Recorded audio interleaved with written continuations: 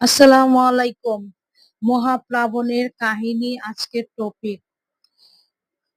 অতঃপর হযরত নূহ আলাইহিস সালাম একটি পাখিকে জমিনের পানির পরিমাণে জানিয়ে আসার জন্য ছাড়িয়া দিলেন। পাখিটি জমিনে যাইয়া আহার করিতে করিতে ফিরিয়া আসার কথা ভুলিয়া গেলেন। আসসালামু আলাইকুম এভরিওয়ান, আপনাদের কি অবস্থা, কেমন আছেন? আলহামদুলিল্লাহ, আশা করি ভালো আছেন। আলহামদুলিল্লাহ, আমিও ভালো আছি। আমার এই কাহিনীগুলো আপনাদের কাছে কেমন লাগে কমেন্টে জানিয়েন, আর আমার পেজটি ফলো করে দিয়েন। এই অপরাধের জন্য আল্লাহ তাআলা তাহার উড়িবার ক্ষমতা লুপ্ত করিয়া দিয়েছেন। অতঃপর হযরত নূহ আলাইহিস সালাম কবুতরকে পাঠাইয়া দিলেন। কবুতর উড়িয়া যাইয়া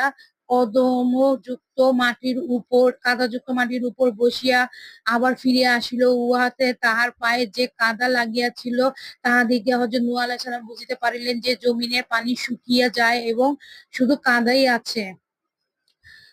তখন হযরত নূহ আলাইহিস সালাম জাহাজ হইতে নামিয়া আসিয়া সব পশু পাখিকে জমিনে ছড়াইয়া দিলেন।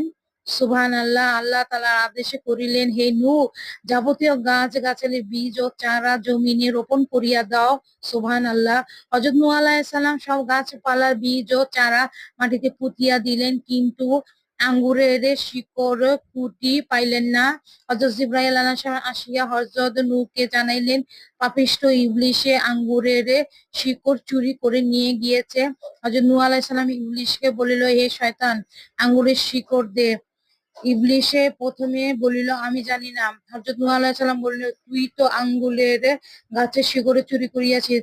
এ কথায় হযরত আল্লাহ তাআলা হযরত আদম আলাইহিস সালামকে, যদি ভালো চাস তাহলে শিকড়ের বাহির করিয়া নিয়ে আয়। ইবলীস তখন বলিল, হ্যাঁ, আমি আঙ্গুরের গাছের শিকড় নিয়েছি, উহা আমি গাছের চারা বাহির করার পর আপনি উহা একবার পানিতে দেবেন আর ৩ বার পানি দেবেন। আজ তাহলে এ পর্যন্তই। অন্য কোনো ভিডিওতে আবার সুন্দর কাহিনী নিয়ে আপনাদের মাঝে উপস্থিত হবে। আল্লাহ হাফেজ।